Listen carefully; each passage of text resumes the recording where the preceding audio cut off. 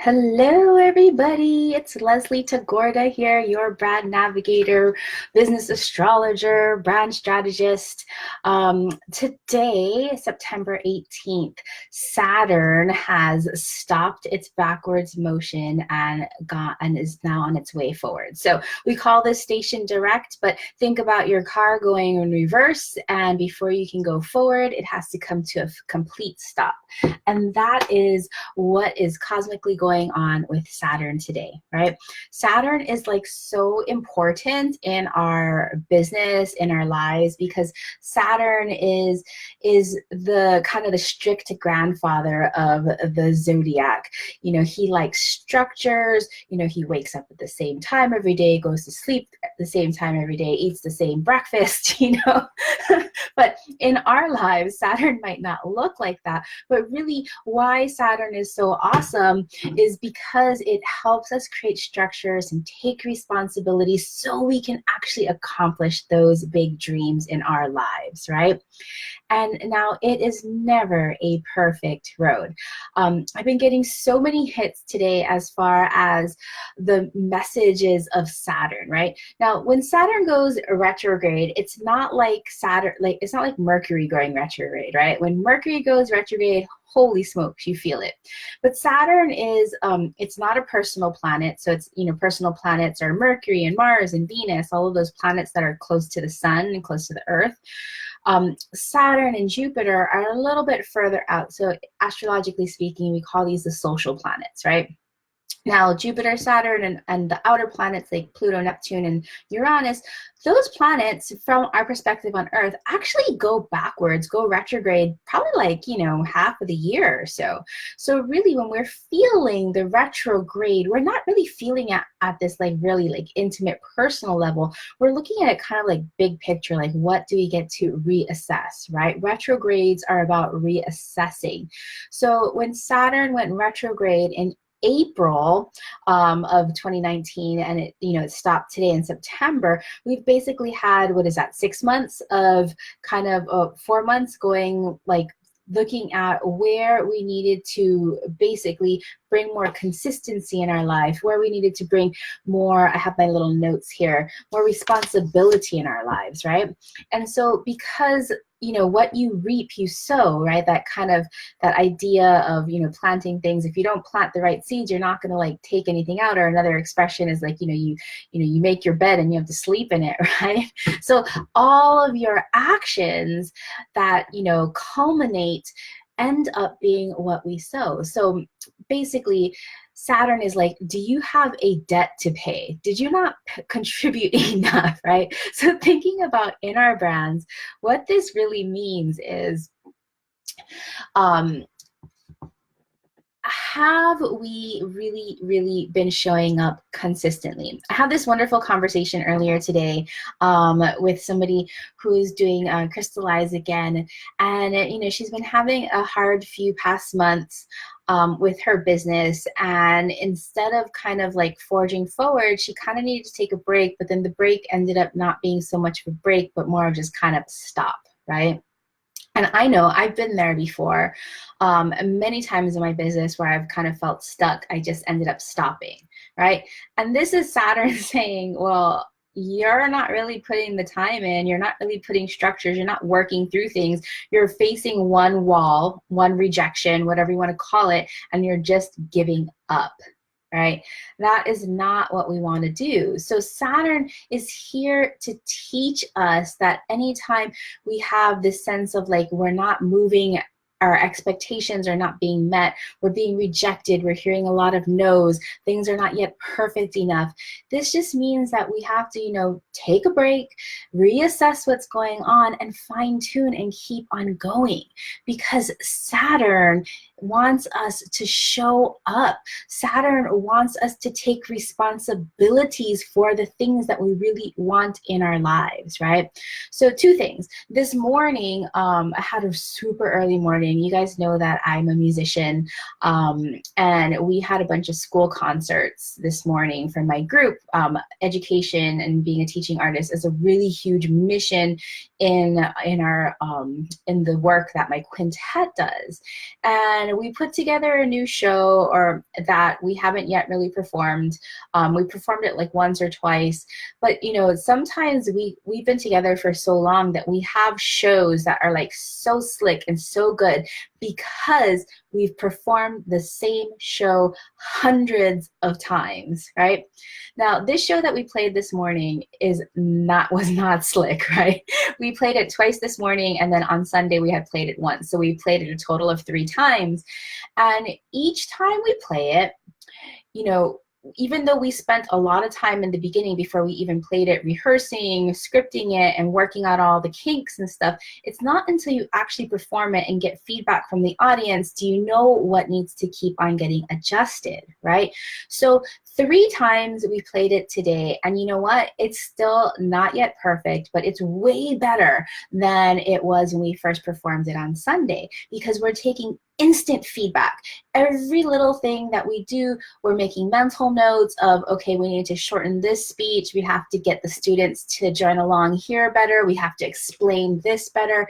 And there's no way that we could have known all of this without having performed it, right? So what this means in our business is that I know that a lot of us get stuck in thinking and thinking and thinking. Is this ever going to get better? How am I going to perfect this? This isn't good enough yet. And then we just don't release it. We keep it all to ourselves. But I want you to know that if you keep on doing that and don't present it to the world in its perfectly imperfect form, you're never going to get a chance to fine-tune it and evolve it. The idea is that, yes, we can theoretically think about it, but we need to take action and really do it and implement it and test it before we can move forward, right? So that we can fine tune it.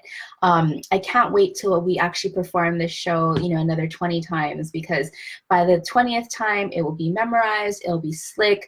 We won't, you know, things will just like flow off our tongues, and our messaging will be like so on point. So that is like one thing that was kind of a hit to me today. The second thing that kind of came as a hit was super, super interesting, was a video that was being shared in my mastermind called 100 Days of Rejection. This young man did an experiment of asking outrageous things so that he could get over his fear of rejection. And he did it for 100 days in a row. There's been other things like this. You probably heard about it. It wasn't created by him, but he decided to do this 100 days of rejection. And when I was watching this 15-minute video, this TED video, I'll put the link here later.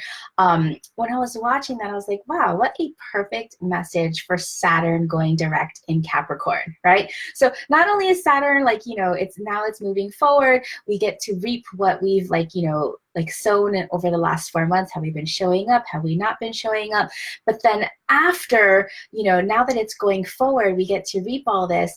And in that 100 days of rejection that this experiment that guy was going through, it's such a perfect message, because not only did he get over his fear of rejection, he learned some really valuable tools that I want to share with you guys here, because I know that even for me, rejection is really hard, right? Like, you know that I've been in launch mode looking for the right fits for Crystallize. I've been getting a lot of no's. I've been getting a lot of interest, but I'm not ready yet. The idea, it's not like, okay, well, all these people said no, I'm going to stop. That's not what I'm going to do. I have this program, I have this mission to bring into the world, so I need to continue and keep on going, right? And so getting used to not only getting used to rejection, but also understanding that when somebody says no, it's our responsibility to understand why they're saying no, right? It could be like for totally valid reasons. So in this video, this YouTube video of this guy explaining, he had one of his rejection exercises, what he was going to bring this rose, and he knocked on somebody's door and said, hey, can I plant this flower in your backyard? And the guy was like, no. And instead of saying, okay, well, thank you for your time, and like walking away, he said, well, why can't I plant this flower in your backyard? And the guy was like, well, I have this dog that loves to dig things up, so this flower is never going to make it. But if you want to plant this flower in somebody's backyard, go knock on my neighbor's door, because she loves flowers. And so the learning moment here was that, okay, first he said he got a no, and instead of just saying, okay, thanks, I'm just moving on, he asked why. And it was a totally valid reason for the why. And then he got a referral to where he could put his plant his plant next. So what if we all adopted this in our own businesses? Instead of like every time we hear a no, we collect data, we get understanding of why that no is, so that next time we can say, if we're knocking on somebody's door to plant, it's, we can ask like, well, you know, I have this, if you have a dog and the dog's gonna, you know, be digging things up, I have this special like fence that I can put around this. Can I plant my plant here? You know, so handling objections, right, of all the things that we've known, and then still making the ask anyway, and getting really comfortable with saying, you know, with hearing no, with doing the ask, right? That's the only way we're going to really show up consistently and show up and really go after the things we want, is by showing up even when we hear those no's, showing up even when we don't feel that great. Like, I'm really tired. I had to wake up at 6:30 this morning, and I am not a morning person to be at this school show at 8:20, right? So where in your life have you not been planting the things that you really want to sow, right? That Saturn is asking, where have you not been taking responsibility in your business? Where have you not been creating structures so that you can do the hard things? Because you know what? Business is not easy. Business is not easy. If you have really big goals, you know that those goals are only worth it if actually you don't have to work hard. Like, life and work is not about working hard, but it's really about overcoming challenges. And those always end up being the most meaningful and experience that we learn the most from. Our challenges become our gifts, right? So my question to you, before I'm just blabbing on here, my question to you here as Saturn goes forward, is there any debt that you need to pay for for not taking responsibility while Saturn was going in reverse, right? Now that Saturn is going forward, what structures can you put into place? So what are you going to be reaping, right, from what you've sown? All right, share with me. I would love to know as we move forward in Saturn and Capricorn. So it's still about putting the structures in place to accomplish your dreams. Yes? All right. Talk to you later. Bye. Oops.